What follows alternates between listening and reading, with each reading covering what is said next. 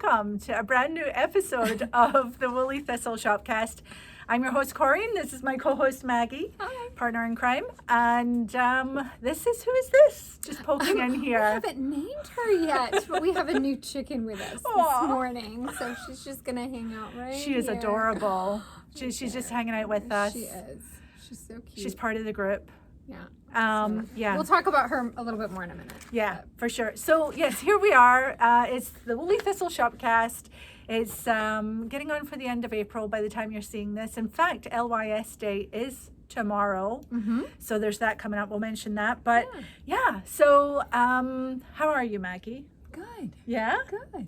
Yeah. That's lovely. We had a little sunshine, and it's amazing how much of the sunshine will just perk everything. you up. Yes. Yeah. And we're both in the vest. Vests are best. It's a good time of year for vests. Mm-hmm. So that was not planned. And how are you? Well, I'm good. I'm feeling quite rested. I had a whole week off. Mm-hmm. You guys ran the shop, and I'm just delighted to be able to take time off. And I really did check out quite a lot. I took my kids down to DC for a couple of days, which was really, really fun. And the rest of the time I started getting my garden ready for the season. So life is good. Nice. Shall we jump into some housekeeping? I think I interrupted the opening for people who are new to us. Oh yeah, well I tend to forget that anyway. Yeah. But yes, whether you're new or returning, you're very welcome here. We are the Woolly Thistle, and we stock beautiful rustic yarns from the UK, Europe, and other places. And we specialize in non-superwash woolly wool. Is what we've been doing for 9 years this year. And we really love to champion the vendors that we work with. So that is what we do. So we've got yarns from Norway and Finland and Spain and Portugal and of course the UK, and various other places too, Iceland and so on, and the Shetland Islands and Canada, and a little bit from the US and whatnot. So we love what we do. We love the yarns that we have, and they are beautiful and make heirloom quality finished objects that you will want to look after and hand down to the next generation. That really is what we really focus on here, I think. It's good quality, not overly expensive all the time. There's lots of good deals to be found as well, which we really pride ourselves having a nice range of yarns, and some of my favorite are the less expensive ones. So that's what we do. And a little bit of housekeeping. Maggie, was there anything you wanted to add to that I No, forgot? I think that's good. Okay, so then we are still not putting ads in our YouTube videos. We don't need to do that. We're not going to do that. So please enjoy ad-free videos from the Woolly Thistle. We want you to enjoy them, and we just ask that you support the channel by subscribing and giving us a thumbs up in the video, which is easy to do. Just click a button and tell your friends about us. Share the video with your friends and come visit us at the shop, and we'll tell you all about what we've got going on. But this Shopcast is really an opportunity for us to come every couple of weeks and tell you what's going on, and tell you what we're knitting on, and telling you what's new in the shop and things like that. And we like to keep it light and silly, and I think people enjoy it. So welcome aboard. Other housekeeping bits. We do have a loyalty program. It's called PIPS, Points in Progress, or Pips in Progress. No, Points in Progress. Pips like whips. I'm all confused. So every time you shop with us, you earn pips, and of course you need to come back and spend them, and then you get free yarn, which Maggie always says you love free yarn. Right. Who doesn't love free yarn? Who doesn't love free yarn? So there's that. And if you would like to be on the show, we welcome you to send us a clip walking us through your whips and FOs that you have purchased yarn from the Woolly Thistle. And we love these segments. So if you would like to do that, please do. And you'll find it in the shop website under the Connect menu item, and just click on that, and there's a submission form so that you can communicate that you would like to be on the show, and we would love to see you. So do that. We have free shipping on all orders in the US over $99. I do believe the shipping will be going up shortly, just a little bit to help with things, but right now it's $4.95 for orders under $99. So if that interests you, maybe you want to get your order in sooner than later. But really, $99 and free shipping throughout the whole US, including Alaska and Hawaii. We don't cut you guys off. So that's a good deal. Segments in this episode, Maggie. Do you want to talk about who we've got? We've got we've got an episode from Kelsey. Kelsey's going to talk about factors to consider when you're choosing a yarn, which is very helpful, and especially for summery garments. Yes, and also just again to shout out, Kelsey's going to be here at the shop on Local Yarn Store Day. So if you're local and would like to meet Kelsey, she's going to be here, so come and visit us. But anyway, yes. She'll be delighted and happy to answer your questions. Yes. And she's great. Yes. I love her. We also have Ruth with us. Ruth is going to show us some crochet inspiration for shawls. Fantastic. Yes. Ruth is delightful. She actually crocheted its way over there, but a lovely shawl and rambler that a few people I think you'll see it in her segment. Yeah, a few people have now crocheted it. It's fantastic. Yeah.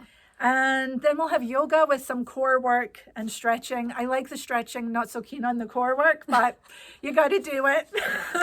So it's good for you. Yes, so we'll be with Kim. We also have a segment from Emma. Yeah, great. So I'm looking forward to all of that. A really busy show for you as usual.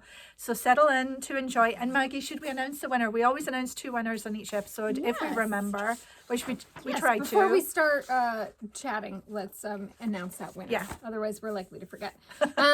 Winner number 1 today is at Pat Millette 8056, and Pat says, lots of lovely things this week. Love all the projects. Visiting with Rachel is always interesting, but more so when her sheep are getting into mischief. Thanks for all the fun. Pat, if you can email us at info@thewoollythistle.com, put prize winner in all caps, we will get you your gift card for $25 to the Woolly Thistle. Congratulations, Pat. And yes, so if you out there would like to be in the running for a $25 gift card to the Woolly Thistle, all you need to do is leave us a comment down below, give us a thumbs up, and subscribe to our channel, and you will be in the running. We love doing the gift card giveaways. Also, that just reminded me, all the show notes are down below. So if there's something we're talking about, you can pause, go down, and it will take you to where you need to go. Yeah. So we try to include everything down there. Yeah. Yeah. So Maggie, what up? What's happening in your world? Well, I have a few FOs. Ooh. I have like 3 FOs. Well, then let's get started. I know. And then I also have a bunch of knitting that I've been doing. I know, right? Oh, I love. But let's talk about this little lady I first. love this too. So I need to knit one. This is, I'm sure everybody has seen by now, the Emotional Support Chicken. Yeah. I knit this lovely little gal using West Yorkshire Spinners Retreat yarn. Oh, you It's did. 2 different colorways. Ooh. Do you want me to grab go them? grab They're over them. there. Hang on. So the Emotional Support Chicken has taken over the world because we all need a chicken to be emotionally supported by, and she's just lovely. I think this is your second. That's my third. Your third. I need to knit one too. And every time somebody sees her, like my nephew came and he thinks, he was like, she smells amazing. She smells very sheepy. The yarn in true West Yorkshire Spinners fashion smells very woolly. It's fantastic. So the Retreat is a color changing yarn. And what weight is it? It's like, it says it's a chunky. So she's a lovely hefty gal. Yeah. She's so sweet. So I used Nebula, which color changes like to the pink and the brown, and it was just a lot of fun. There's also like a bright orangey there. You can see her very head's pretty. A little bit orangey. Yeah. And then for my contrasts, I used Dusk. Nice. So does the pattern call for 2 different colors that you contrast? It does, because you do the stripes. Right. And the so fantastic. I mean, really, if you go on the projects, you can really stripe her any way you want. Yeah. It's your knitting. You can do whatever you want. Yes, but we're rebels here. So I used those. They also have, I think Jill's knitting a chicken with Nova, which is going to be really pretty. And then there's this one too, which is Dawn. I haven't knit with this one yet. Pretty lavender-y color. Yeah, there's like a light pink in there too, so it would color change nicely. Very nice. So I knit her. So I haven't named her because she's for the shop. Oh, she's so shop if you pop by the shop, you can meet our shop chicken. Jill has we have a thought or an idea that we might have some kind of naming contest. So stay tuned. Idea.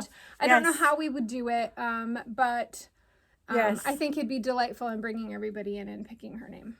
I'm just harkening back to my youth where the presenter would say answers on a postcard, send them in, but don't do that. Yeah, so don't do yes, that. we will have a competition to name it the Shop Chicken. Yeah. I kind of like just Shop Chicken. She's got a great little she does. chest She on does. her. And I had some wool at home, so she's stuffed with wool. She's the second one I've stuffed with wool, and perfect. I really like it. Yes. I have nothing against polyfill, No, but but if I you ran have- out of polyfill. Right. But I have a bunch of wool from fleeces. They're clean. Yeah. That I didn't. I'm not going to spin. I'm not interested in spinning them. A couple of them I bought off of a D-stash, and they're a little matted. Yeah. So I'm So like, you can just perfect. I just stuff- stuffed the chicken. So I did like fluff it out. And, so she's Well wonderful. done. So she's just hanging out. Aw, very we'll stick her sweet. back here for Very now. sweet. There she is. There She she fits right goes. in. And I forgot this color. They also have a harvest color. That's a nice color which too. is Great really for nice. chickens. But you can use any. And West Yorkshire Spinners is very reasonably priced. It So it's is. a good choice It for is. little toys and Yeah, things. I used just into the second ball on this bottom piece. Right. So Which you just could have be- done on the second color yeah, anyway. I could have used some of the contrast color, but Yeah. I was like 3/4 of the way through when I ran out, and I was like, Yeah, you didn't No. want to change. Yeah. and since I had a second Yeah. ball, I used it. Yeah. So just kind of know that. Yeah.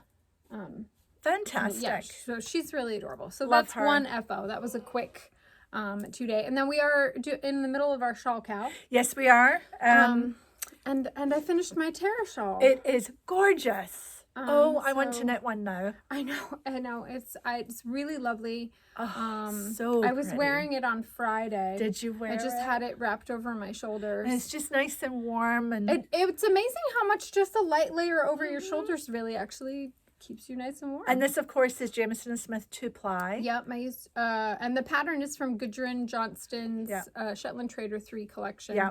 And I bet it was just zoom once you got through the color work. I mean, I finished this in 2 weeks. Yeah, nice. Nice. So It's yeah, I mean, beautiful. like even the razor shell. Yeah. I did block it. I didn't pin my point. I was going to ask you, how aggressive were you? Not at all. Yeah. I was not aggressive at all. Nice I did relaxed not fit. pin my points. I didn't care. So all and I'm good. still so happy with it. I really, really love it. I love the colors.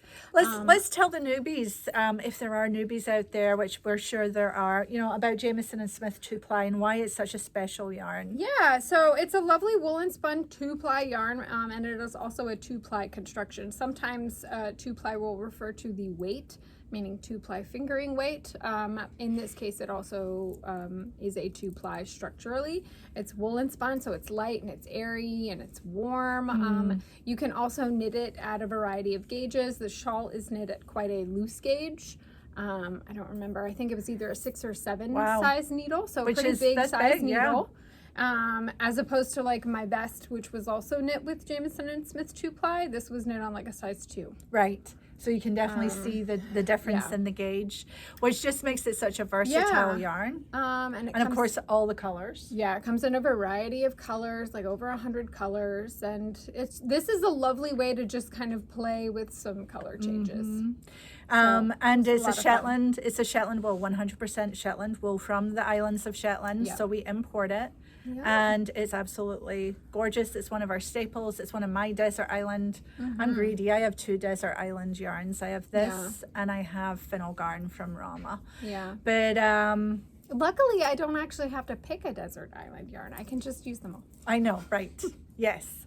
But if I were But stuck, I do. Like I I do would- find that I love using J&S, Yeah. but it's like picking a favorite child. Like they're all lovely and I love them so much, Yeah. but I have quite a bit of J&S in Yeah. my stash. Well, or it fingering comes- weight in general at this point. And but this comes in 25-gram balls, so it's perfect for color work. And we always talk a lot Yeah. about building your library of color work.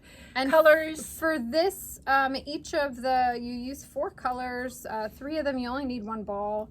And then the main color, I think the pattern calls for maybe 3 balls. So you really don't need a lot of yarn and it goes very fast. I knit from a cone. The purple. Yeah, and remember last time, if you go back to our last episode, on the cone, because it still Yes. has the spinning oil on it, Yes. you were like, is this lace weight? Yeah. Nope. And it fluffs, once you wash it, it just fluffs right out. It does. Yes. Oh, that's a great reminder about that. Yeah. And are we going to put kits together for this? I'm sure people would love that. I guess we could. Let us know in the comments. Do you want a kit for this in Maggie's colors? You could also use Jameson's of Shetland Spindrift. Yes, which is what I'm wearing, funnily enough. Lovely. But yes, and of course, if you have a grab bag from us, that is the way to go too, is find your colors. Yeah. And use the grab bag colors for that, and then, knit up a solid. Especially some of you have been with us for a while, so if you have a cone sitting in your stash and then you've got a grab bag, you've got at least a whole bunch of Terra shawls. So that's very really lovely. Very, very lovely. Why don't you show us what you're working on? Speaking of shawl, Cal. Believe it or not, so I was off this last week before recording, so I had time, but I was also busy doing stuff. Yeah. So, but I did knit on this a little bit, and you made some good progress there. All I need to do is cast it off, believe it or not, and I couldn't get to cast it off before today. That's okay. So next time you see this, it will be blocked and beautiful, but it is Carolyn Holbrook, who is Woolly Needle on the social medias. It's her all about the ruffle shawl. Am I showing this backwards? No, I think that's right. So I saw this because she sent this as a sample for the shop, which is very generous. I saw this and fell in love with it and had to knit it. Knitting it in the Scottish Yarn Festival 4-ply, which is our friend Eva's yarn from Scotland. It's so nice. It's so nice to knit with. It's very smooshy and it's soft in the hand. It's mainly Shetland wool again. With some chivia in there to give it that little crispy, rustic. Oh, it goes with what you're wearing. I know, right? Lovely. Just keep this on for a bit. I know. And this is the colorway Duncan, which is a lovely sort of salmony pink, very vibrant. It's just beautiful yarn. Yes. And so the ruffle, I have finished. The ruffle was fun. There's a lot of stitches by the time you're doing the ruffle. Yeah. So I should have gone up a length in cable, but you can see that there's my sort of ruffle being made there. Very pretty. And I thoroughly enjoyed knitting this.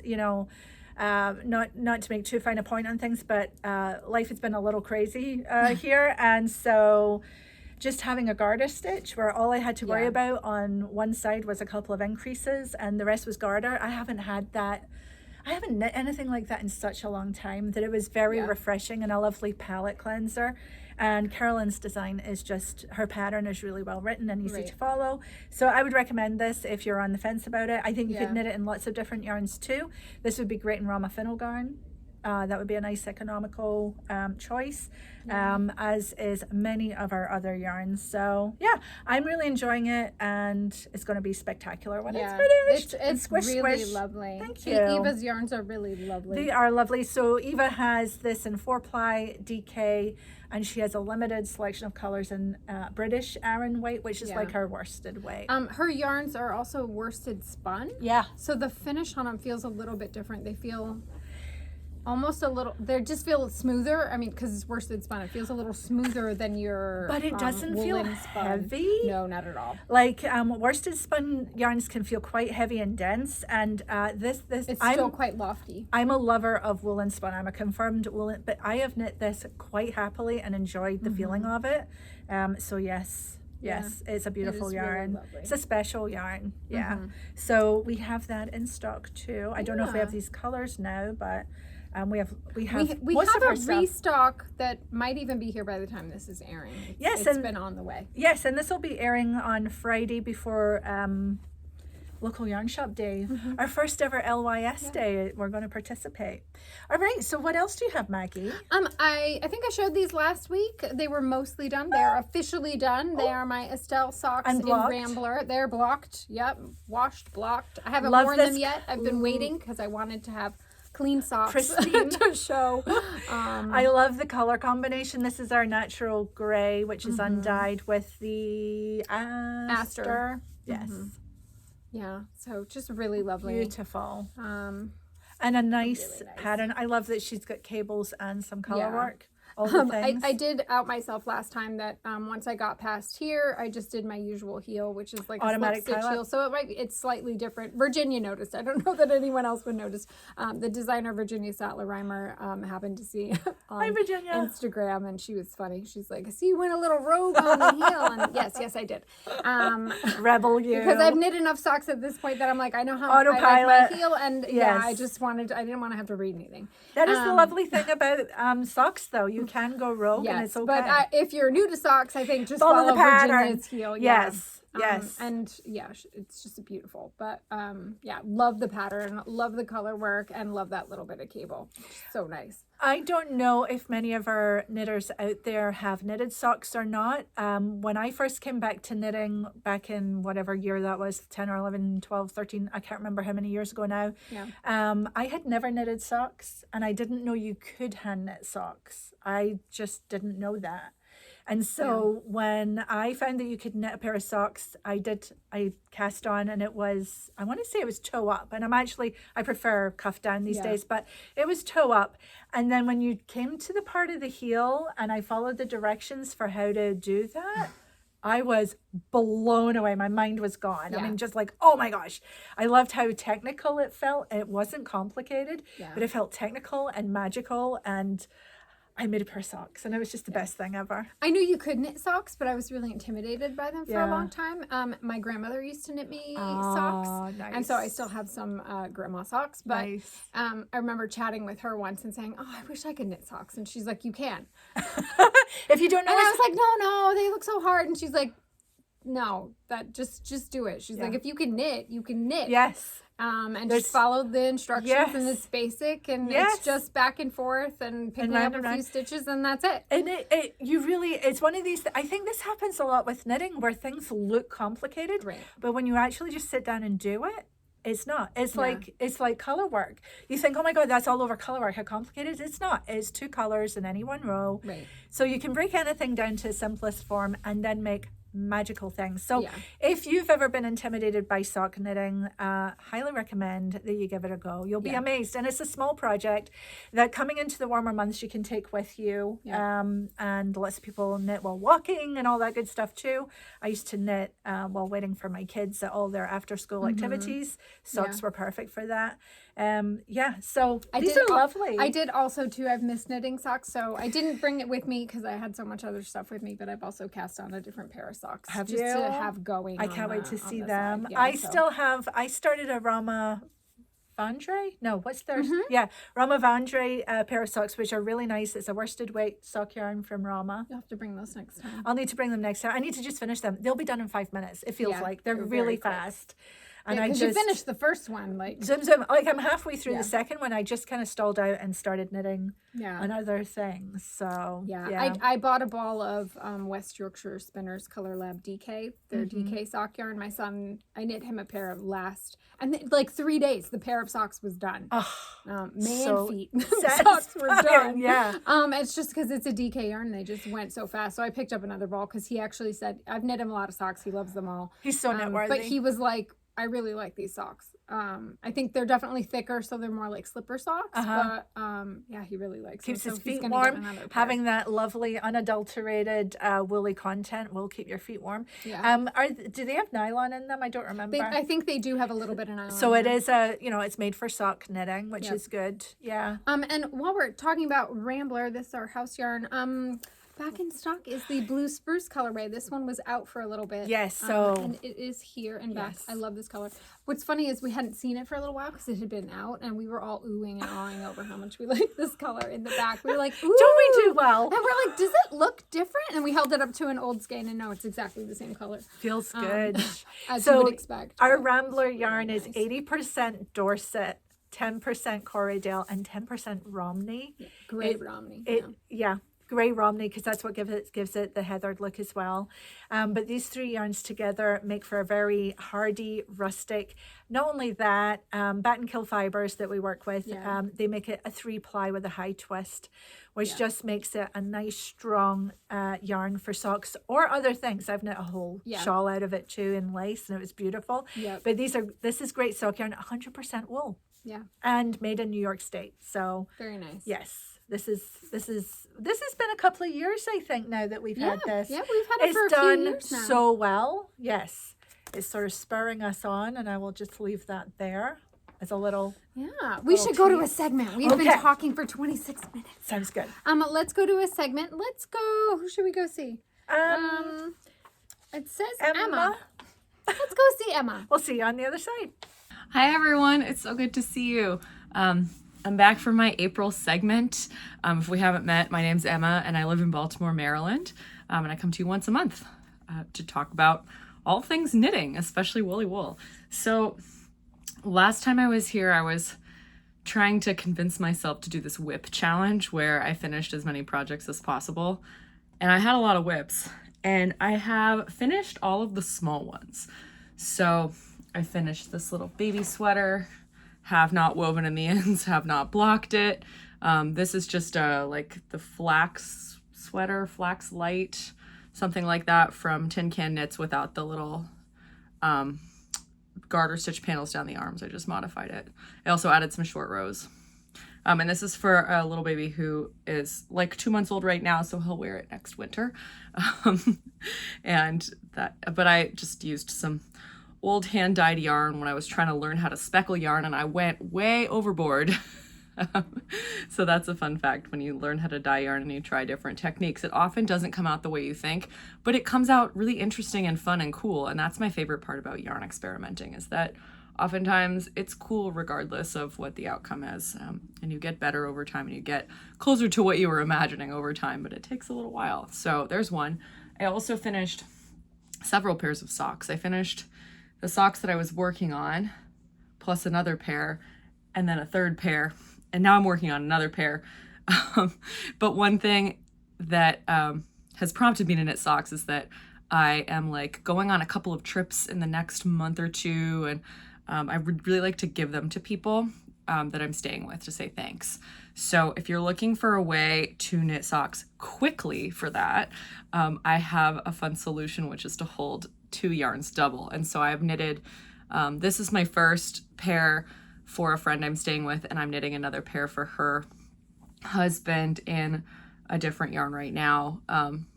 And this is just like basically a broken ribbed sock that is kind of like a camp sock, a boot sock. I used leftovers. I had like a skein of some self-striping yarn that I used for one of these colors, and then I used some kind of white with speckled leftovers to hold that double. Then I used 2 different leftover pinks for the heels, toes, and cuffs. And I gotta take that stitch marker out. I love these. I think they were really fun, and I love them so much that I have actually decided to write this pattern. I say this all the time, that I'm gonna write patterns for the socks that I knit, and I rarely do, but this time I actually like opened a document and started putting in all the numbers as I was knitting the socks. So I will have both the small and large versions of this eventually, hopefully soon. If I give these to my friend and her husband, I can hoping to get them to model the socks for the pattern page. So I love these, and they were really quick. So they use a good deal of scrap yarn. If you knit a lot of socks or small projects, you know, you can hold yarn double. So I wouldn't use any like woolen spun Shetland yarn for these, but any kind of other like worsted spun yarn, even if it's 100% wool, not a bad choice for a pair of socks where you hold yarns double. And you can find a lot of DK weight sock patterns that you can then use, hold yarns double and use for that. So that's a fun way to stash bust. I'm also knitting a couple pairs of kind of Selbu style mittens for a friend who is getting married. So for her and her new, fiance, they're not married yet, as wedding gifts. And I've basically just used this as like an excuse to knit smaller projects, because clearly that's what I want to be doing right now. And I'm trying to lean into it and not force myself to finish these big sweater projects that, you know, are probably going to take a while to complete and just like a lot of mental energy. And I'm thinking, you know, I'll get to them probably this summer sometime when I'm like on vacation and I have a lot of time to just sit around and relax and knit, and I can kind of work through things, you know, at my own pace and not feel pressured to only work on it for 20 minutes or something. So right now I'm working on some mittens, and this is the first mitten. So you can see there's a flower here and then there's a flower here. This is just a a pattern that I kind of created using the Selbu patterns or Selbu mittens book. So it's just sort of a freestyle pattern. This back of hand is kind of a flowery, like similar to this. It's an 8-petaled flower, and then this side is just a regular kind of simple palm pattern, and then there are the little spots that go up the sides that look like ladders. This one has an emerging gusset. I don't know what that's called, but it's the traditional Selbu style gusset. And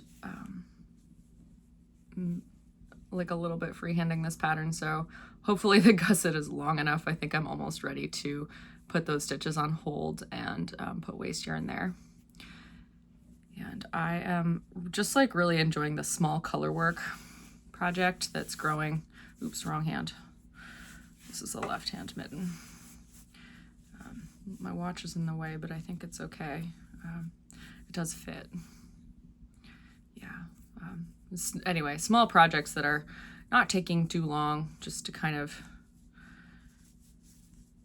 keep me occupied without feeling like they're taking up a lot of space in my brain. Even though there are a lot of stitches in a mitten like this, and it's actually kind of a complex thing, to me it just is one of those things where it's like, that is a manageable chunk that I can put aside here in my brain, and I can come back to it every day and kind of work on it, and I know it'll get done by the time I need it to get done. I'm using a lot of greens here. These are just leftovers. The weight is the Jamison and Smith cone in colorway 1, which is the bright white color. You can get cones from the Woolly Thistle, and I definitely recommend it. I have cones in neutrals. You can see a few up there. There's a couple gray ones. And I love having the neutral colors on cones because I just know I'm not going to run out if I'm doing a project. And I know I always have it. So, yep, I will be adding a black cone to my stash this year, I think. Because you always need more of that too. And then I have a variety of yarns I'm using for the mitten. Got a couple of Shetland Spindrift, Jamisons of Shetland Spindrift, if you're unfamiliar. Very much like Jamison and Smith, interchangeable yarns, but they're a little different. This is a Too Cool fingering weight yarn I've had for a very long time. I have a vanilla sweater in this color. This one is Bichet Bouche, a Le Petit Lamb's Wool, which is a little bit more thin than the Jamisons or Jamison and Smith, but worked fine. I used it for the cuff. And then this is Rauma Lamel Garn, which is from the Woolly Thistle, although I'm not sure it is still being carried. You could use Fennel Garn too. But yep, this is fun. I knitted, this is one of the colors from the Flowers of Fort Rose hat that I knitted while I was creating the course for the beginner color work course. Love this color, really love it. I've often used this as a pop of color with like blues or purples, so that's fun. And this is a total coincidence. I put on this orange vanilla sweater that I knitted in Rosa Pamar Peggle Haul, also from the Woolly Thistle, although I'm not sure if it's in stock right now or being carried right now, but this is also the pop of orange that's in this mitten. So that was fun. Anyway, really enjoying that. Oops. And thinking about other ways I can use up leftovers. I guess leftovers is kind of like a theme in my brain right now. And while I do not have room in my brain, like I said, for these big sweater projects that are kind of complicated and, you know, are going to take a while, I do feel like I have room in my brain for a different type of sweater project, which makes no sense to me. Like, I don't really know why brains do what they do, but I have decided, I've wanted to do this for a long time, and I've decided I think I actually want to do it this year. Totally unseasonal.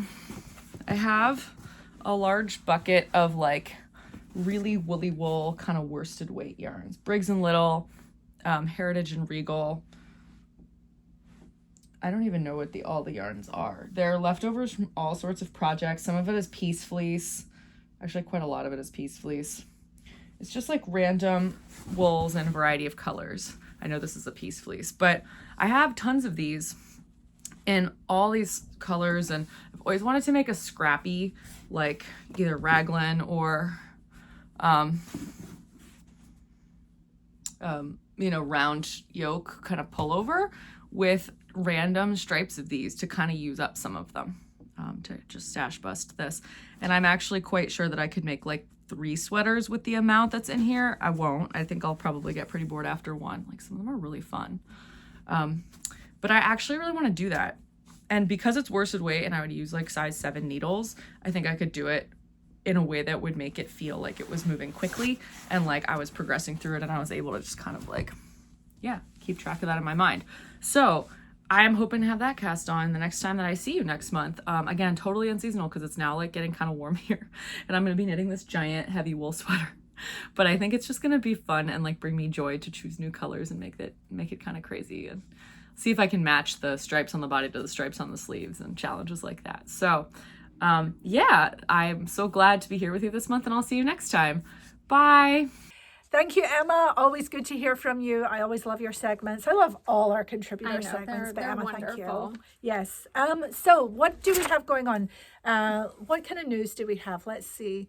So local yarn store day is coming up. In fact, it is tomorrow if you're watching this when the podcast releases. I'm very excited. We've never participated before. Last year we didn't have a shop front to participate in yet because this didn't open until July.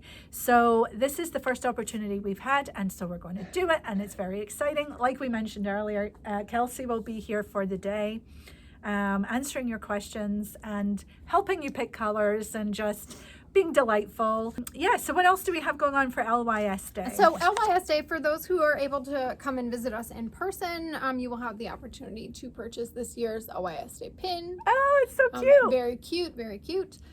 So this is for in-store shoppers only. Right, and it's with purchase. Any purchase when you're in the store. These are limited in supply, so yes, you get that.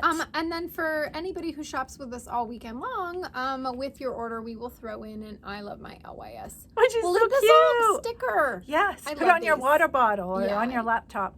And I believe for the weekend we will be doing double pips, which is always very exciting for folks. So Friday and Saturday we will be doing double pips, and that is for everybody shopping. So whether you're online or in person, we will throw in double pips, or come and spend your pips.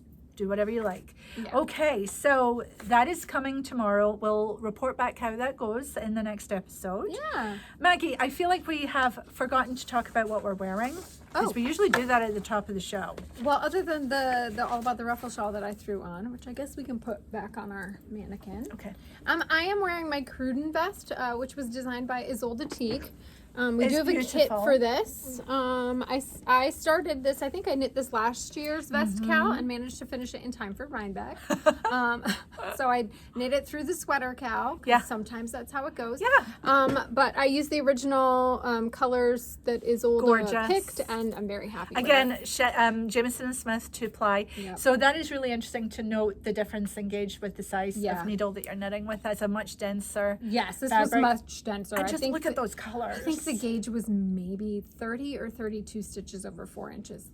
That's like a lot of stitches. Yeah, yeah. But the pattern was really well written, and I enjoyed knitting it. And yeah, some things they take a lot of time, but they're worth doing.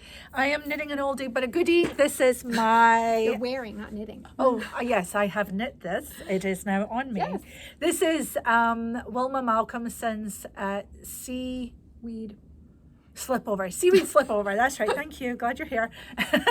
And this is a vest that was in Shetland Wool Week one year when Wilma was the patron. Oh, have we talked about the new Shetland Wool Week hat? Yes, we did last time. The Aal Ower Toorie. The Aal Ower Toorie. Yeah. It's so really great. Lovely, yeah. Yes. So maybe I don't know if we talked about it last time and you're interested, you can go back and look. Yeah. Maybe we can put a little link to jump back to that. But anyway, Wilma was a previous patron of Shetland Wool Week. This is her.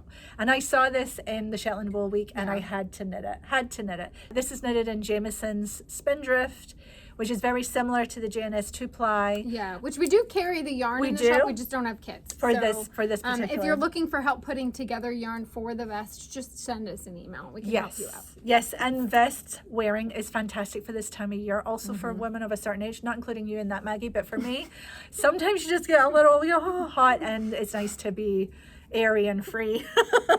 And so we have a vest cal coming up too. Yes. So we should talk about that because it's very exciting. Last year was the first vest cal we ever did that you knitted that. Yes. What did I knit, Maggie? What did you knit the last bit? Your Flowers of Fort Rose. You were doing I started designing it. Yeah. That's right. Oh my gosh, how time flies. So you did that. I designed the Flowers of Fort Rose, which is in testing right now, and I'm starting to see finished objects. They're great. They're lovely. So we will be launching the Flowers of Fort Rose in time for you to knit it for this vest cal, which is fantastic. Yeah. Yes, just takes me a while to get there, but we get there. Yeah. So it's not a race. It's not a race. Better to do it right than rush it. Yes. So our next knit along the vest cal will start on May 30th. Sign-ups and many kits will open on May 9th, so stay tuned. Yep, coming up. Can't believe it's going to be May soon, but there you go. Yeah. Yeah, so May 9th, you'll be hearing from us with lots of kits. We'll have lots, and it's not just color work. You can knit a solid vest, you can knit cables or lace, all kinds of vests. So, if you have something in your library of yarns and you purchase it from the Woolly Thistle at some point, go ahead and knit with that. That's totally great to knit with stash. There are an abundance of amazing vest patterns out there. Yes, I do think they're having a moment, which is very exciting. My queue keeps growing with vests. Well, I love them because they are garments, but they don't have the sleeves, so you don't have to knit all that. And you can do an all over color work and feel very happy with yourself that you have knit a color work garment, because you have. Or you can do different types of vests. So speaking of Gudrun Johnston, she has a newer vest that she released. She has a color work vest that we'll be releasing, and we'll have kits here very, very soon. It is absolutely gorgeous. Yes, we love it.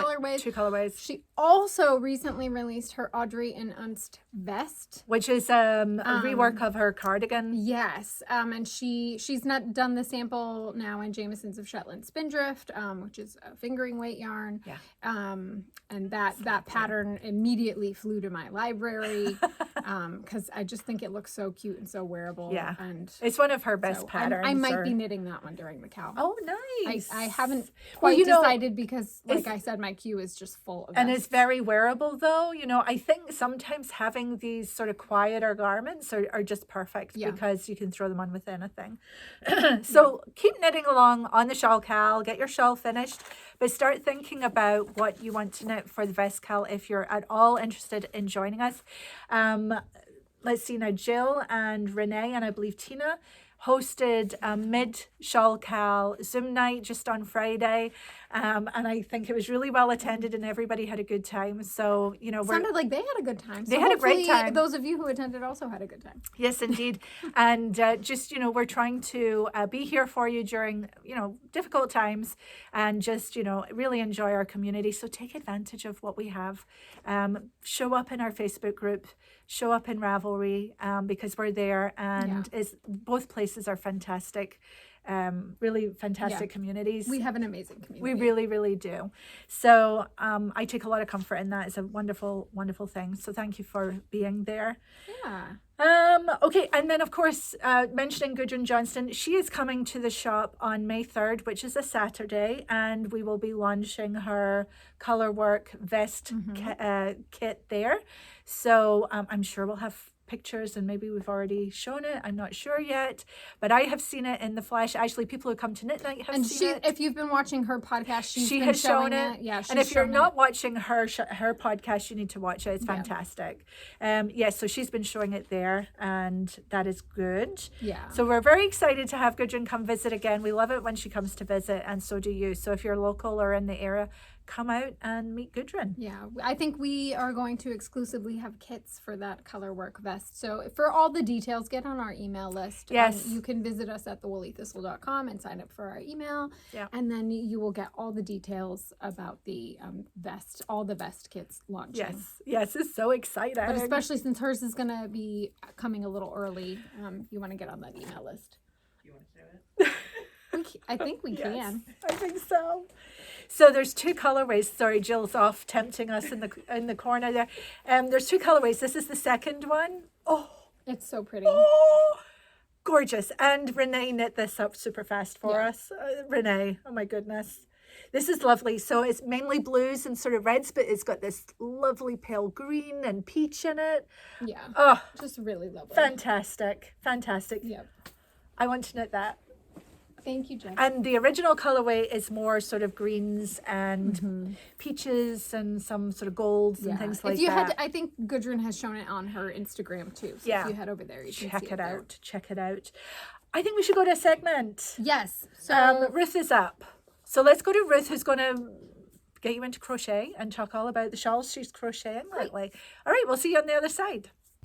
Hello, Woolly Thistlers. Ruth back again to bring you some wonderful crochet goodness. As you know, we have the shawl make-along going on right now, and I thought I'd bring you just a little bit of some crochet inspiration for the make-along. I'm making my own shawl. Started it just a few days ago. I'm kind of late to the party, but usually that's kind of my mojo. So let me start with what I'm making. And this is a shawl by Lena Fedotova. Gonna start right off butchering everybody's name. This is called the Caramella shawl. And as you can see, this is a beautiful shawl that has a lot of nice texture to it. And I am doing mine in Studio Donegal Darney, and this is the shade color 8801. So nice spring green there. And I'm just going to show you my progress. She starts off with just started at a corner here, and we did some ribbing stitches, and then there was a lace panel. And now, as you can see, I'm getting into what is sort of the cable panel that she is describing. So yes, this is a pretty yarn. I have it caked up here. It's got some nice little tweedy flecks in it. Not sure if the camera can pick that up for you, but some nice blue flecks, the tweedy, and some yellow as well. So it just shouts spring. So yeah, this is working up really nicely. I'll keep you tuned into my progress with that. But that is one shawl that I am making. And then I just wanted to show you this shawl that I made a while ago. I think I did have it here on one of the segments that I did, but this is the Lost in Time shawl, and this is by Joanna Lindahl. This I made in four different colors of Rambler yarn. So this is a lovely textured shawl as well. So I used lupine, lichen, lake, and marybells, just one skein of each.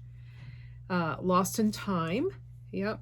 This is a beauty. I've seen this worked up in so many different colorways, in different yarns, but yeah, it does take fingering weight yarn, and it is a blast to make.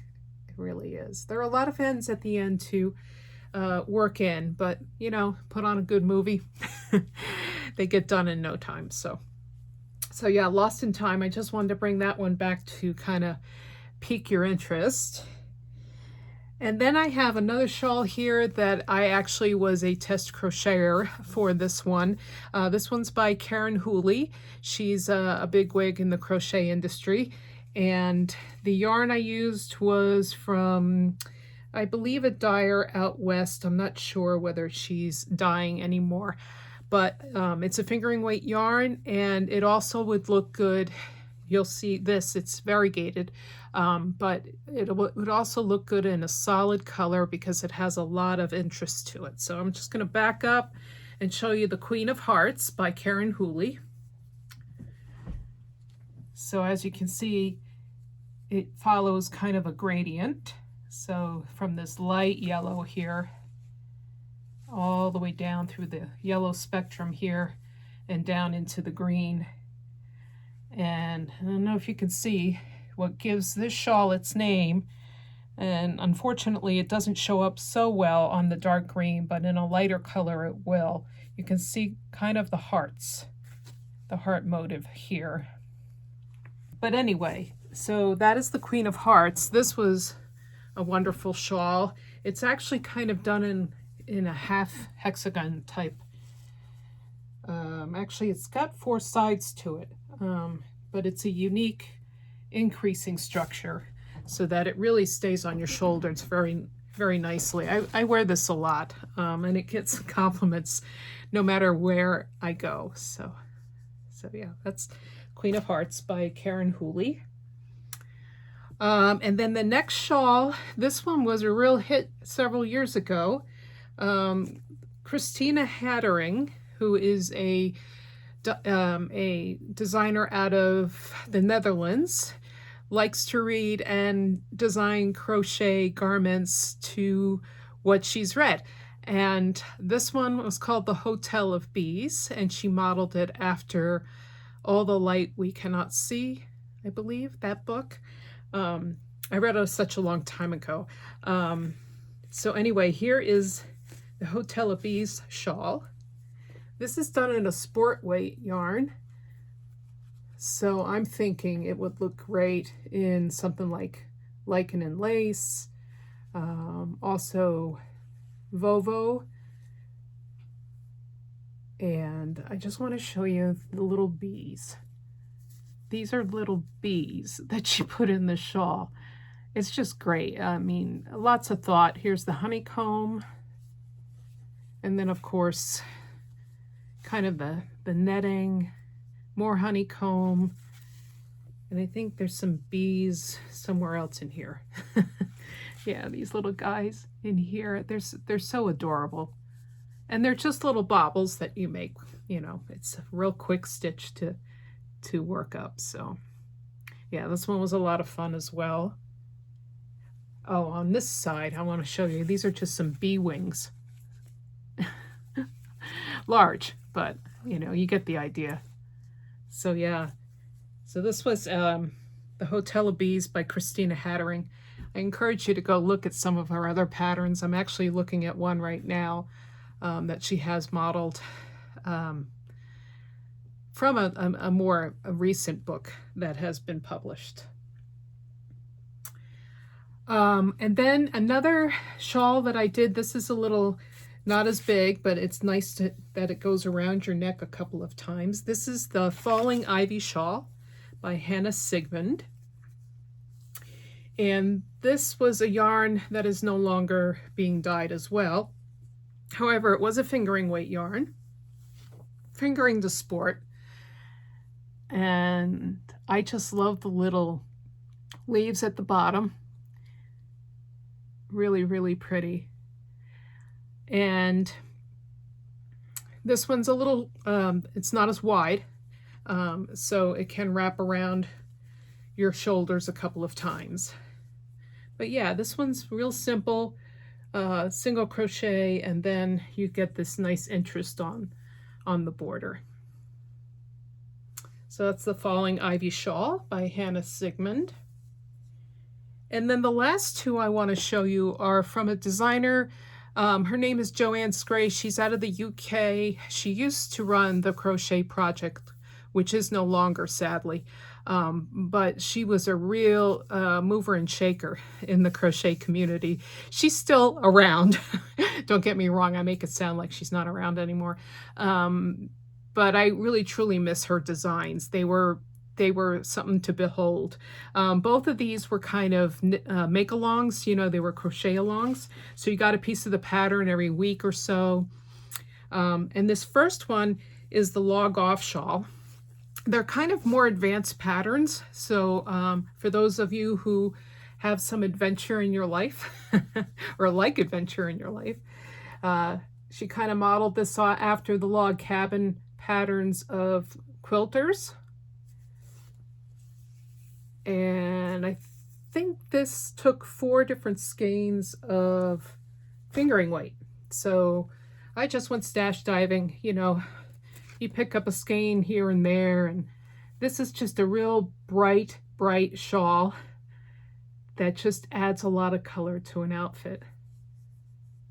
Yeah, and it's mostly just single crochet, but it's just the way you increase and decrease and pick up for the corners and the various squares that are in the shawl.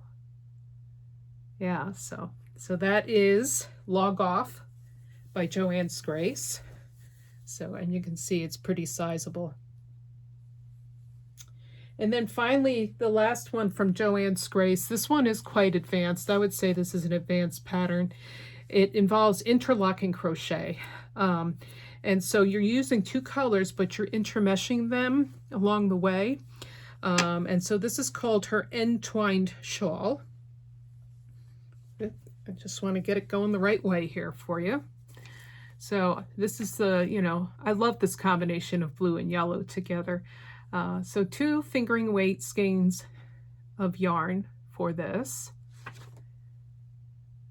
And then if you flip it around, it looks totally different on the other side. So kind of the reverse image. So depending on whether you're having a more yellow day or a more blue day, you can choose your side. I did add the beads and tassels. I found this shawl needed a little bit of weight on the ends. It really helped to keep it on the shoulders. So yeah, I just got a little tassel maker tool and did those. So yeah, those are my shawls that I wanted to show you, and I hope this inspires you maybe to pick up a crochet hook and some woolly yarn and make a crocheted shawl. So until the next time, keep on making. Take care now. Thank you, Ruth. We always enjoy your segments, so thanks for being here, showing us all the crochet goodness of shawls. Yes. Maggie, you still have knitting to show us. I still have some knitting to show. For those of you who've been watching for a little while, I started a cabled colorwork. I'm so used to saying colorwork. I started a cabled sweater from this book, which is Rauma's Fivel book, their 425 book. And I hadn't shown it in a couple weeks because while I cast it on the chickens and shawls and everything else, but I'm back to it now. And I'm making really, really, really good progress. I love this so much. So this is in Rauma. This is in Rauma Fivel, which is their worsted weight. And I'm sorry, but this is just so good. And also, it's just going to be so wearable. I like know. I could see you wearing this with a silk. Scarf. Yes, I mean, it's just, I'm so excited. Very so classy. My sister was up for Easter and I got really motivated because she's knitting hers in a really light purple. She put a photo in the Facebook group, which I think she wouldn't mind if we put here. Okay. And how far along is she? She's a little further than me. She has joined at the shoulders and she casts on a sleeve. Right. So I was like, ooh, I need to get going. Do you pick up stitches and knit down? You don't. You knit them. They're knit, cuff up and then sewn in. Ooh. So yeah, so I'm excited to get to that. But first, I have to finish the front. So the back is done, and then and let's hold it right up so they can see. Look at that joy! It's so joy. It's so good. Oh, I'm so excited. It's so squishy and soft feeling, but it also feels like it's going to hold its shape. Oh yeah, I'm so excited. So I only have like another couple of centimeters. And then you bind off the neck stitches, knit up the sides, and kind of like then do a 3 needle bind off on the shoulders. Yes, easy peasy. And then really it's just sleeves. Which will go zim zim. No sleeve island here. No, I mean the worsted weight it just knits up so fast. Yeah. So I'm so excited for this. Well, look, you're making me. I have to show mine then. Okay, can we show? We got a couple of new Fivel because I want to see. I want to see do yours. that. But we got a couple of new Fivel colorways, new to us Fivel colorways in the shop, and they're all so good. Gray. I know, right? Gray. So there you go. There's one for you. I might be knitting with this. Real soon. 214. Charcoal gray. This is the one calling my name. Color 28. It's a lovely magenta. Just look how happy that would be. There's another cardigan in this book that's all cabley, and I'm thinking, That's what I'm thinking. So So that would just be really bright and happy, and I would throw it on. And when it's winter and all gray. Yes.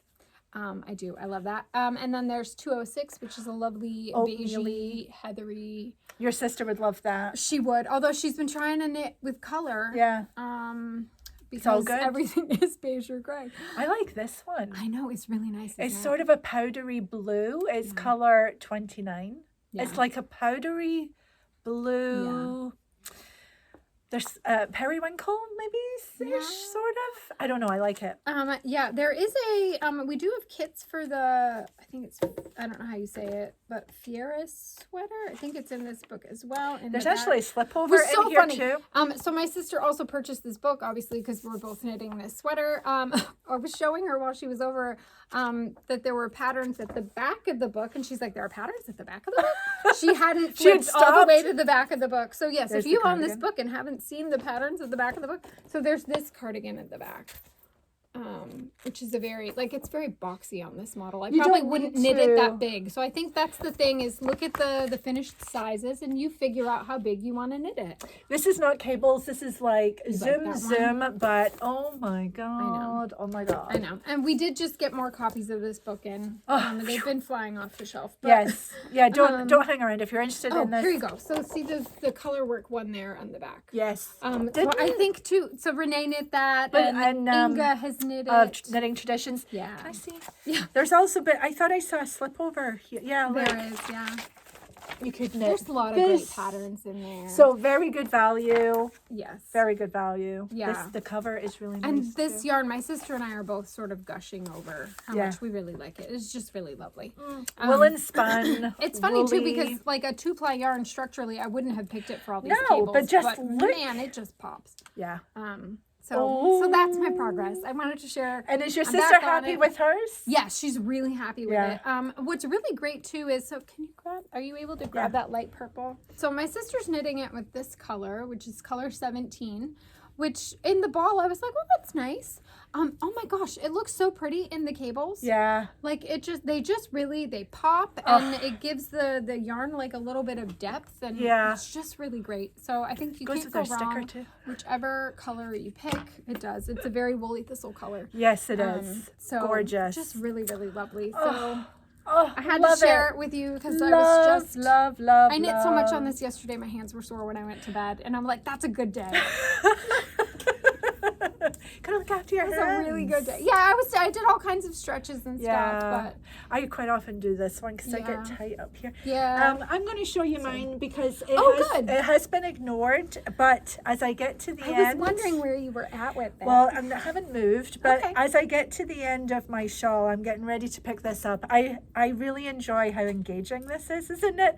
Although you will remember, I've had terrible time with this, so I'm actually lengthening it. So Corinne is knitting the Billy cardigan from Sari Norland. And it's a lovely pattern. It's a very long word-written pattern with charts too. But you can see I'm knitting this in Brusca by Retrosaria out of Portugal. And I have bits of Portugal in my knitting, which just delight me. Little bits of vegetable matter. Oh, it feels so lovely. It's so crisp, and I can't wait to. It's so good. Yeah, and I did block it, Maggie, which is how I know it's too short. My row gauge was off. Okay. But the stitch gauge I got.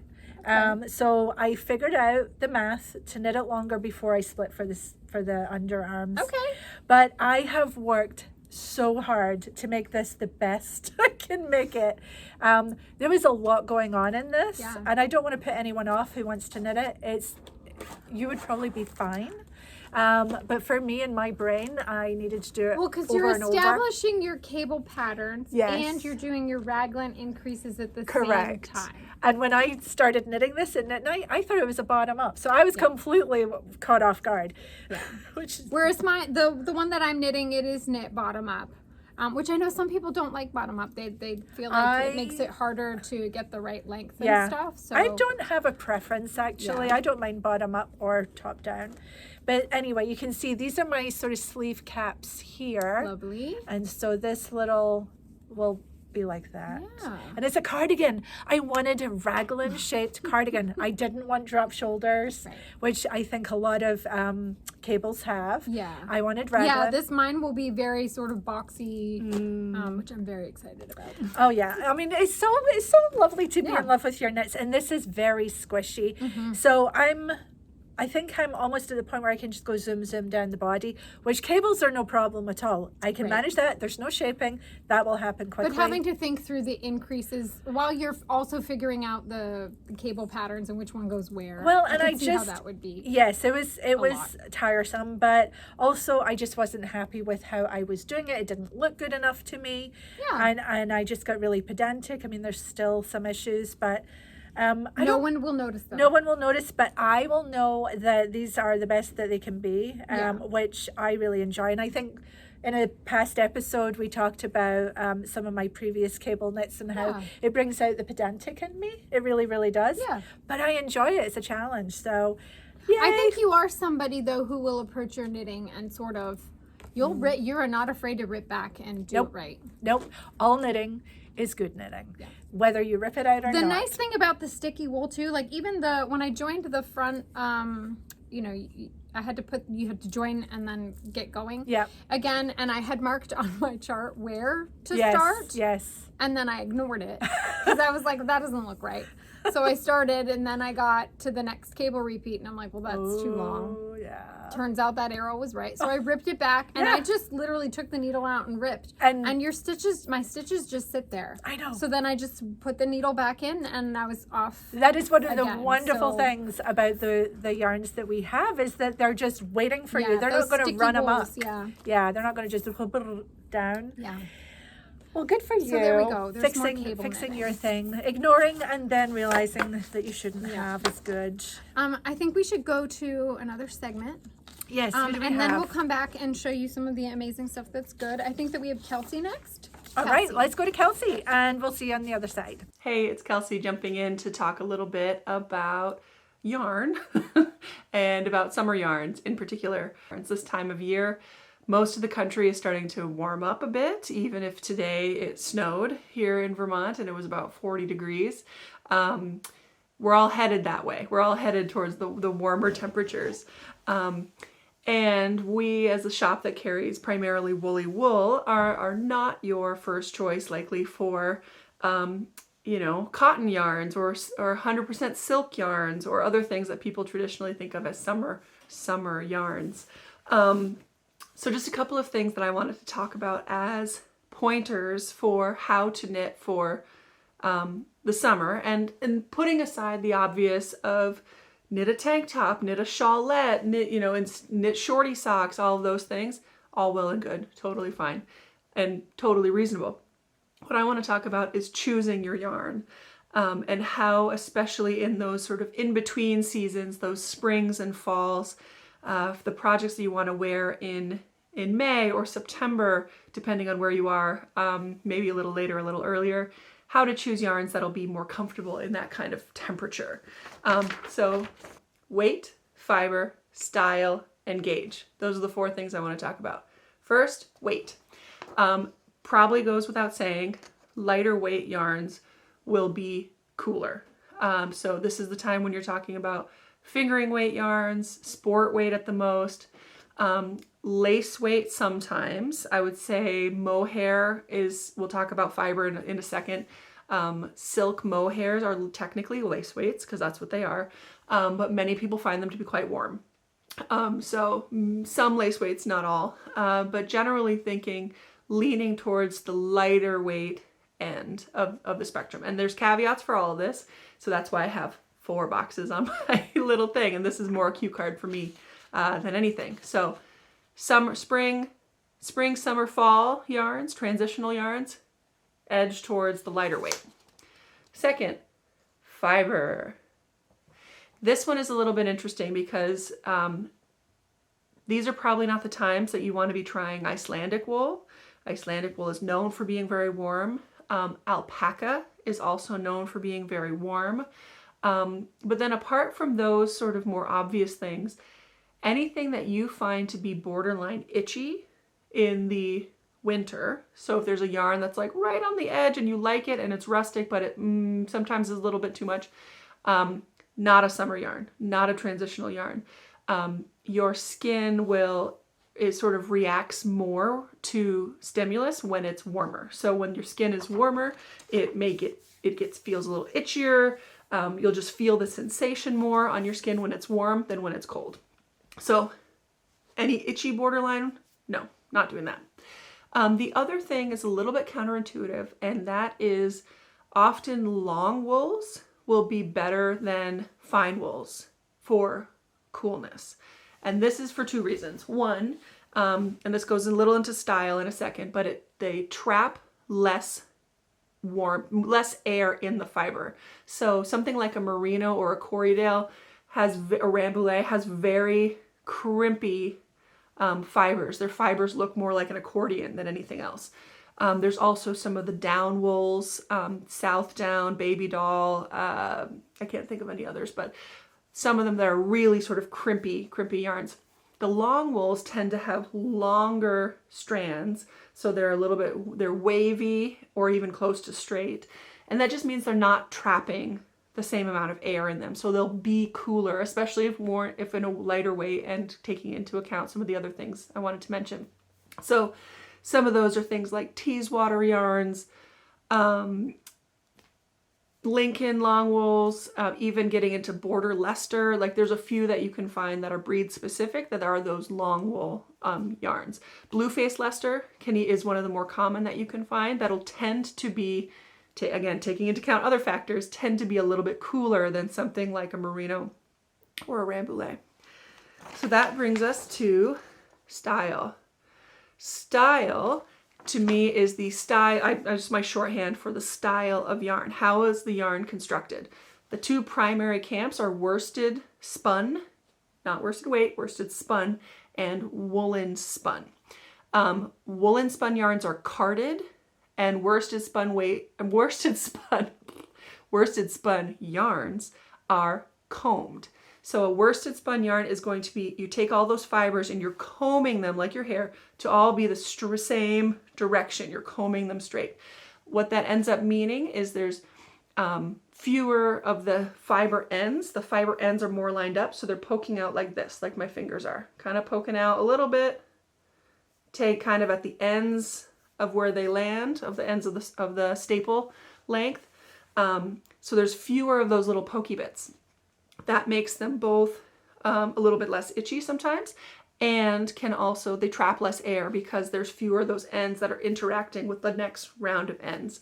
A lot of times we talk about woolen yarns as being good yarns for the winter because they are. They're good. They trap air. They're lightweight for how much fiber is in them, and they are warm for how much they are. So the opposite of that is worsted spun. So that's when those worsted spun, those smoother yarns come into play. Anything by John Arbon that we carry would be a worsted spun yarn, but also something like West Yorkshire Spinners is both a worsted spun yarn and has some of that long staple BFL in it. And then, so we talk a lot about worsted woolen being nice, woolen being light, but in the summer or the transitional periods, you kind of actually want the opposite. Which brings us to the last thing, gauge. Gauge, taken with all these other things, is also really critical. If you're thinking about yarns and you're thinking about how this is clearly not a knit picture, but if you have a tight gauge for the yarn, again, relative to the yarn weight, so say these are all, pardon the pun, fingering weight, and they're packed in tight like this, that is a tight gauge for that yarn. And there's no air or very little air that can pass in between those things. If you are knitting at a larger gauge, that same weight of yarn, my fingers clearly didn't change in their width. It's the same weight. There's more air that can go through like that. And this is again when the worsted spun comes in a bit, because each of these individual strands will have less sort of fuzz on the edges. So when the gaps are bigger, there's going to be more airflow that can go through without being interfered with that fuzz interlocking from one to the next. Feels funny in my fingers, but there it is. So fingering weight, fiber, so not only cotton blends, silk blends, other things, but also sort of long wools, not alpaca, not Icelandic wool, because of all the great things that make those fibers great in the winter. You don't want it in the summer. Fibers, long wools, style, worsted spun versus over woolen spun. So again, I said John Arbin is a great way to know that. You can also email us and we'll let you know. We carry a lot of woolen spuns and semi-worsted spuns, but we do have a good handful of straight up worsted spun yarns that will have less of that fuzz. And gauge. Boop. Bigger spaces means more air going through. So that may even mean you're using a fingering weight yarn in what is written as a sport pattern or even a DK pattern, or it could mean that you're picking a pattern that's intentionally written for a loose gauge for the weight of yarn that it asks for.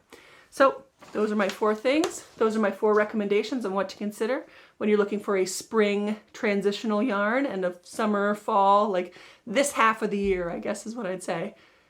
Lightweight, smooth fiber, smooth spinning style, loose gauge. That's all I've got to say today.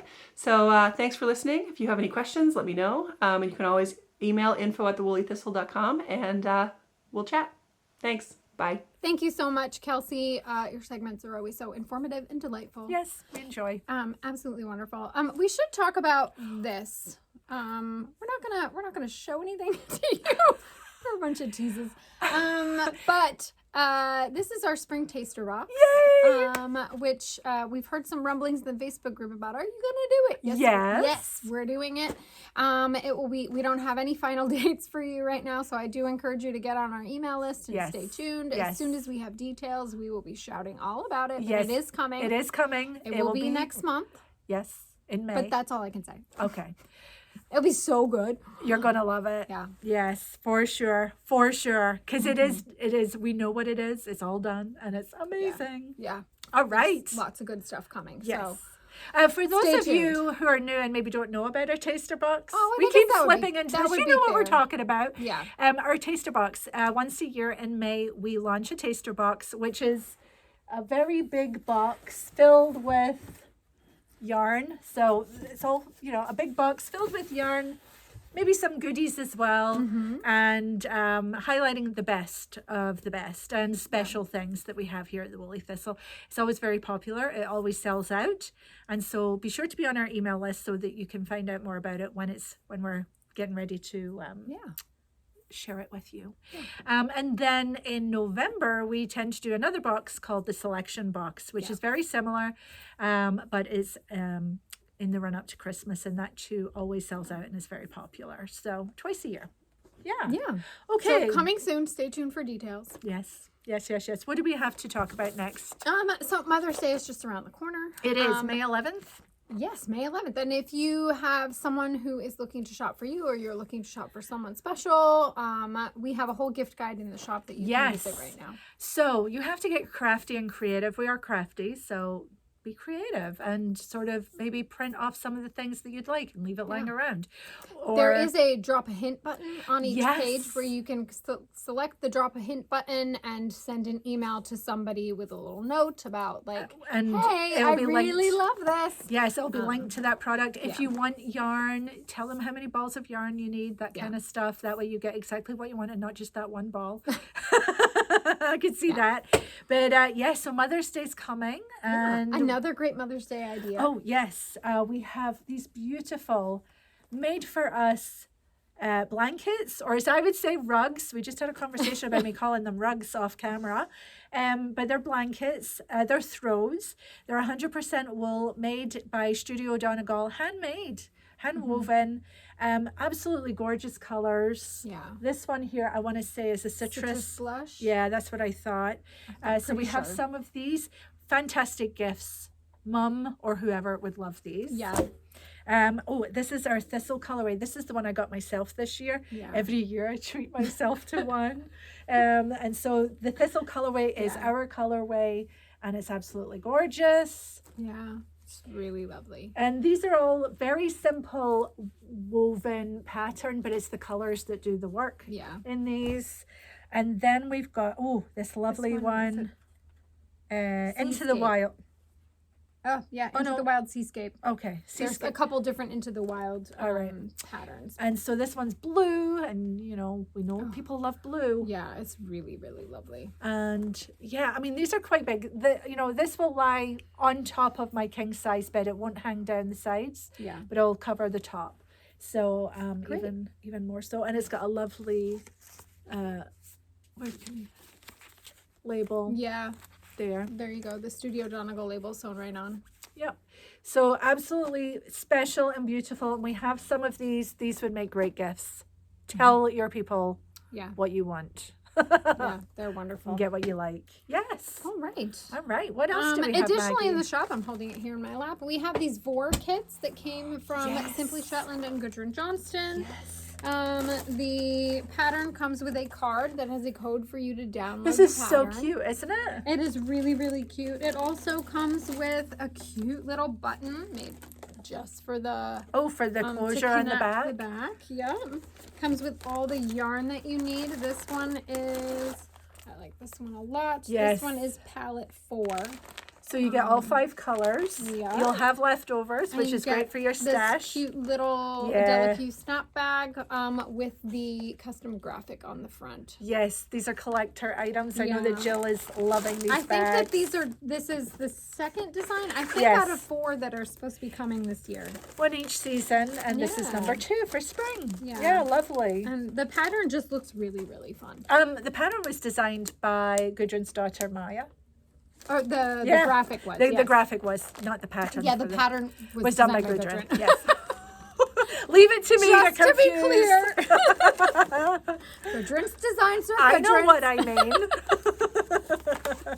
But yes, it's really cute. I think too, the thing that stands out to me is because it's only 1 ball of each. If you wanted to do a different main color or play with things, you could certainly mix things up and have several.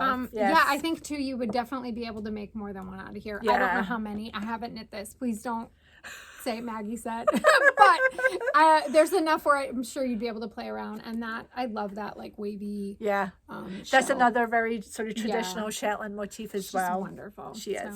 Yes. Hopefully she brings that with her on May 3rd, and we can see it in real life. Fantastico. So some of these are still available in the shop now. Get them while supplies last. Yes.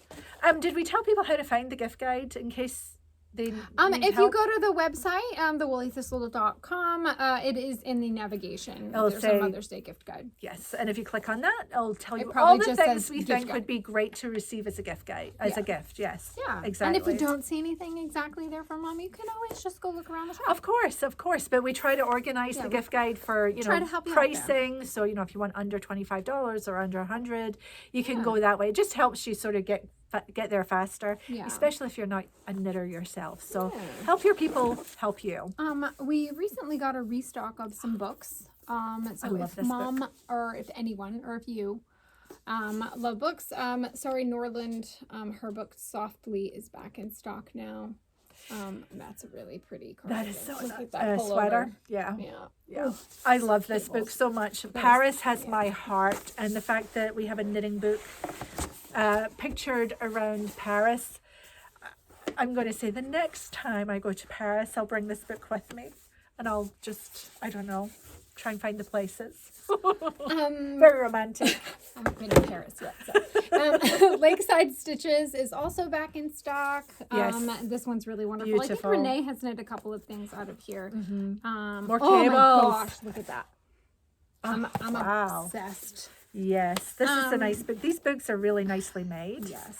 Yeah. And then Knit This by Veronica Lindberg is also back in stock. Super popular. Yes, very popular. We also have her Lina book, Knits to Wear. Yes. That is also in stock. But this had been out for a little while, so good to have this one back. These are all made by the same publisher, I do believe. Yes, So they've got a Dream nice Cozy. sort of feel together, which is lovely. Really nice Yeah. colors and beautiful, beautiful. We also, this is a little thing, but it's kind of fun. Our cat Progress Keeper has been incredibly popular. So for those of you who love dogs, we've added some dog Progress Keepers. This one is like a I Heart My Dog.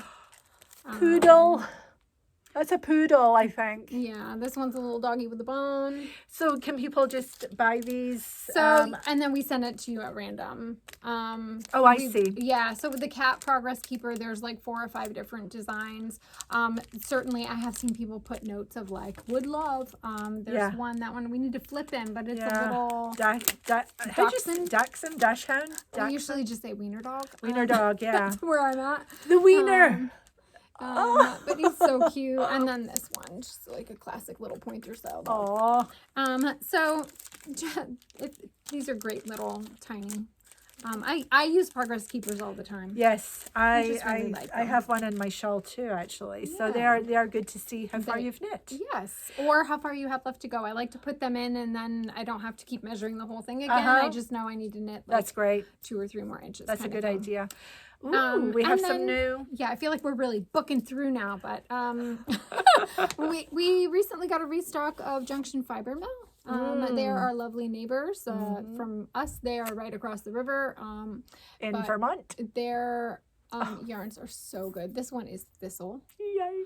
I think we have a couple of new colorways. So they have a DK weight and a sport weight. These are their These are sport all weight. their, yeah, these are the DK. Valley Fog, that is a reference to the upper valley that we live in, and that there can be foggy mornings down by the river where I live close to. This one is Midnight Plum.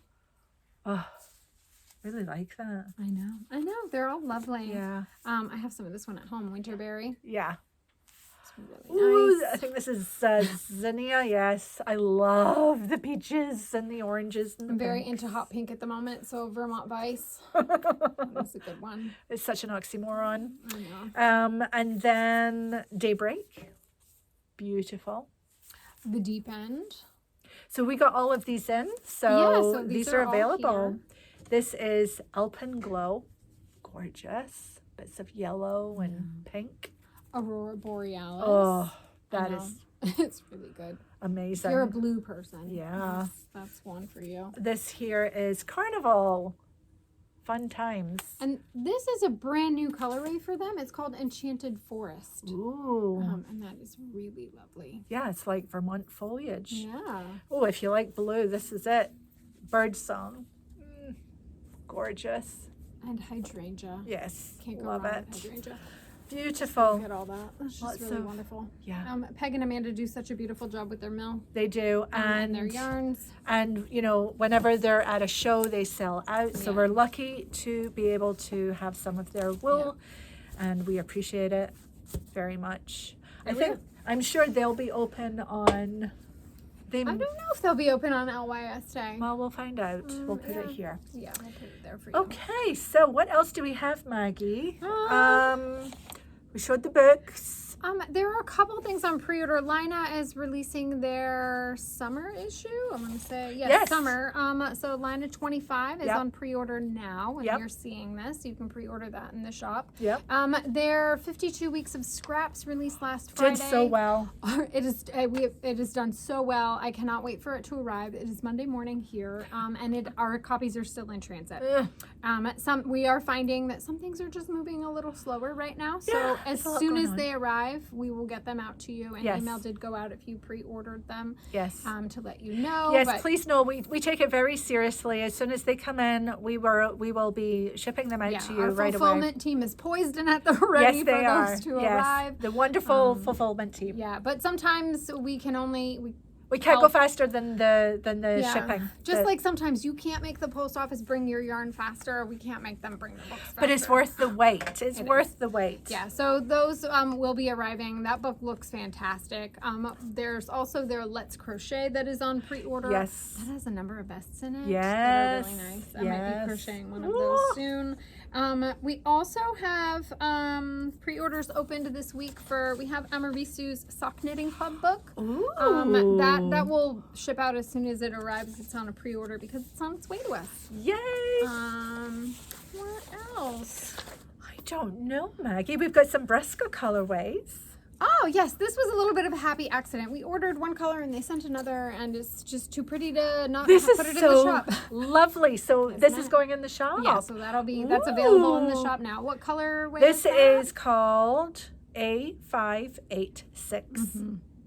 And it's a beautiful warm pink. Yeah. And then we've got this lovely sort of brown with pink undertones, which is C584. Yeah. These are both Bresca. Yeah.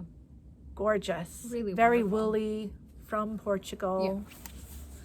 And then one other happy accident with our Rauma order, a Stricka Garn color that I didn't know we didn't carry it, but we didn't carry it, but we do now. It is color 142. It's a lovely, it is really nice. sort of violet purple. Yeah, like a bluey purple. Yeah. Just really nice. That would make a really nice cardigan.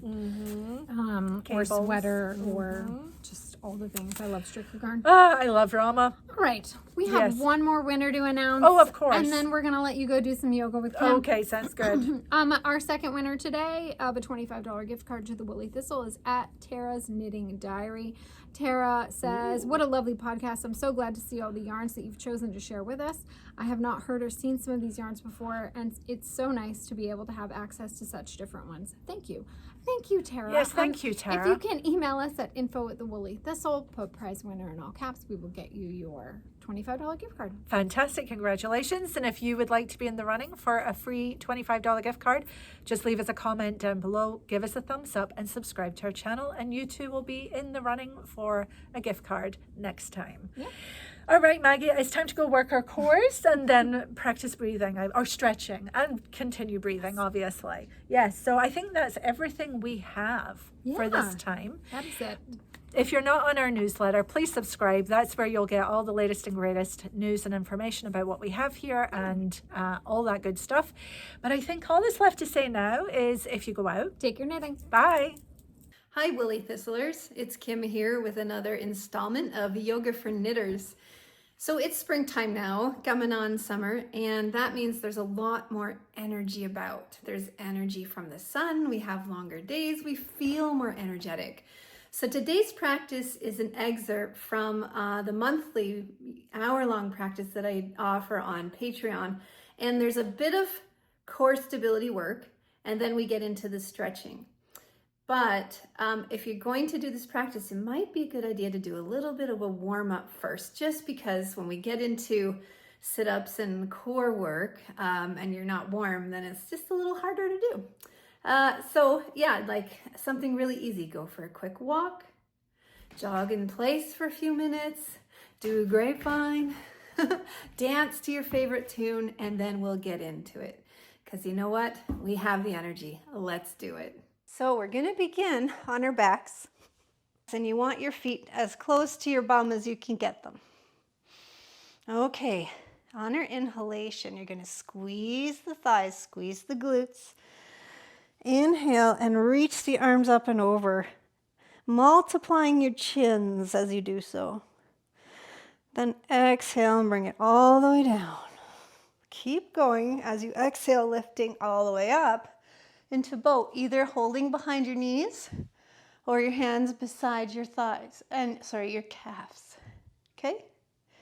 There we go. Inhale and exhale. Perfect. Inhale and exhale. Squeezing everything in nice and strong. Using your corset.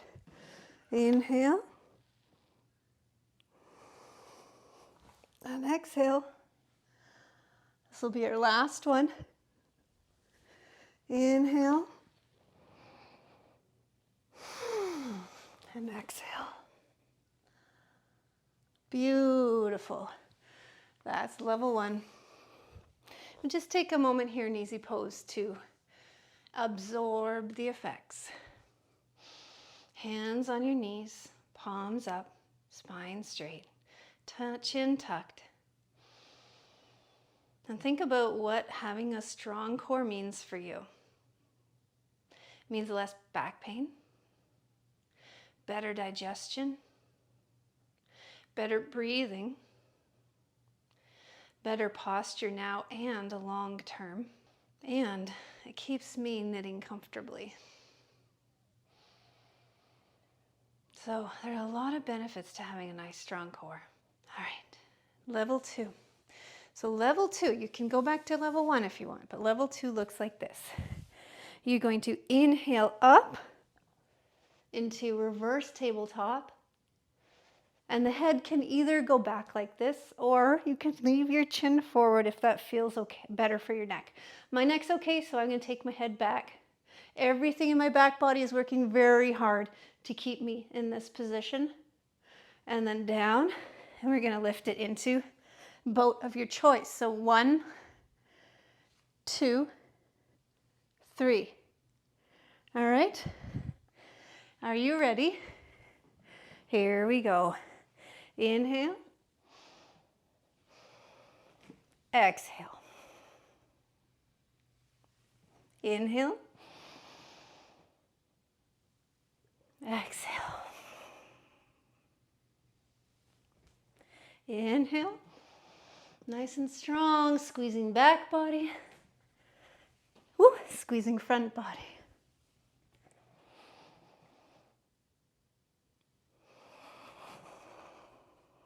This is our last one coming.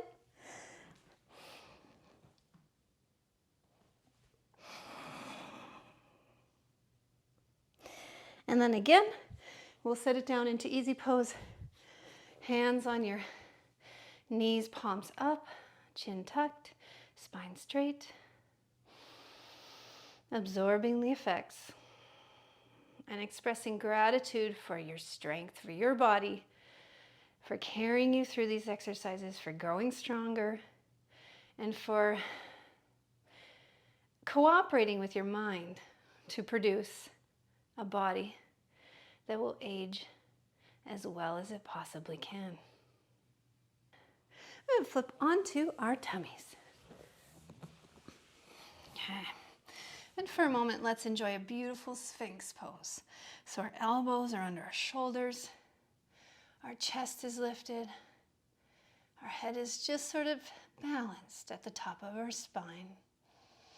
There is some compression in the low back, that's a good thing. A little bit of compression is important to remind the bones to be strong. If you never put stress on a bone, the bone won't get the signal to keep growing stronger. And it's another very important aspect of aging gracefully. Good. Okay, let's come down all the way down. Forehead to your hands, which are stacked on each other. Okay, keep your hands where they are. I'm bringing my legs a little closer together and anchoring with my left leg as I reach the right leg up. Now, anchoring with my right leg as I float the left leg up. We'll alternate sides. Inhale to lift, exhale, float down. Right side, and then left side.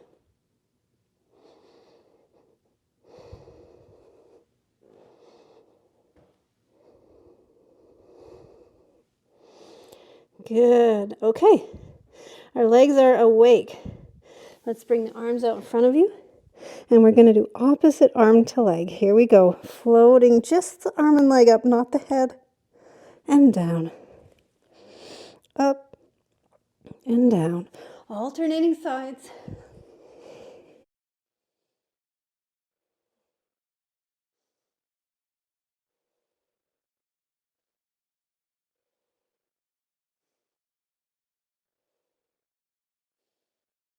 Good.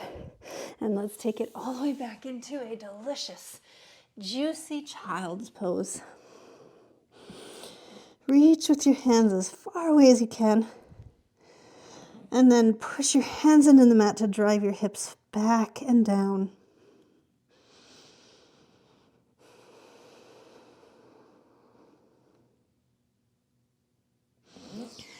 Awesome. Okay. Come on onto your back side. Actually, no. We're going to come onto our backs. That's better. Come onto your back. And we're going to anchor that left leg down. And this time, float the right leg up until you can reach behind either the hamstrings or the calf. We want this right leg to be nice and straight. So if straight, this doesn't happen because, you know, holding up this high doesn't happen because your leg is just not feeling it today, hold lower. You don't have to bring your leg as far as your chin. You just want to keep it straight. So find that happy place. Keep your hips square. Close your eyes. Breathe way down into the very bottom of your belly. And keep reaching away from you with the left heel. Take your left hand onto whatever part of the leg you can get, and you're going to gently urge it across the body toward the left. Doesn't go far, doesn't have to go far. You're going to feel it. Whew. It just changes that stretch a little bit. Makes it a little juicier. It puts a smile on your face. Back to center. Switch hands. You want your left hand on your left hip to make sure it's not going to lift up off the mat as you draw the right leg out to the right. Holding wherever you can hold. Breathe into it. Something feels kind of stuck or challenging, send your breath to it, because your breath and energy goes where your attention urges it to go. So if you're paying attention to that area and you breathe in, that's where your prana will flow. And back up and relax the leg down, and take a moment now to notice how much longer your right leg is than your left. Amazes me every time. Switching sides, you're going to anchor down with the right leg. That means kind of activating it about 30%. And then bring that left leg up and grab behind the hamstrings or behind the ankle, wherever you can reach, while keeping the leg straight, and draw it towards you. And breathe. We're into the cool down now. We've already completed the hard stuff. Now we're just working on flexibility and breath, being present and finding joy in every moment. Let that left arm go, and you're going to take that left leg over towards the right slightly. I mean, it probably won't go any further than the edge of your hip. That's fine. You don't need to.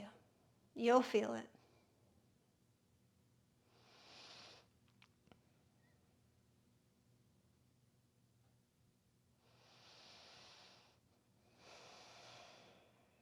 And then switch legs or arms. So you're supporting that left leg with your left arm. Right hand's on your hip just to keep it stable so it doesn't lift up. And then start to open that left leg out to the side to wherever it gets to today. Breathe and enjoy it.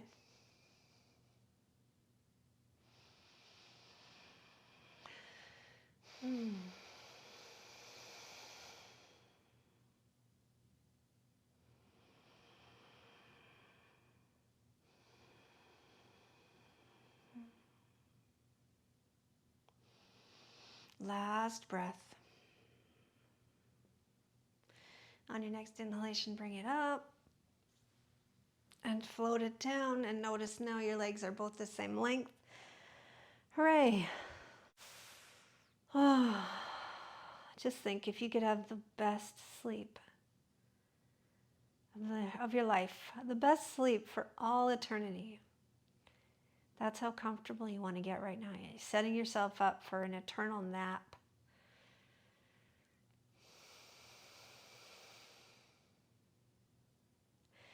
Let every breath be as wonderful as the first bite of ice cream on a hot day. A plunge into a pool. And mentally scan through your body and notice where you might be feeling a bit of tension. Maybe it's in your jaw or your forehead. Maybe it's in your neck or shoulders. Will those muscles to let go. It can be as simple as saying, I'm letting go of all tension right now. And stay here as long as you like. Shavasana is just as important as the rest of your practice, because it's the time your body processes everything we just taught it, everything we just trained it to do. And it's lovely to sit in a peaceful place. Thank you so much for practicing with me today. I will see you next time. Namaste.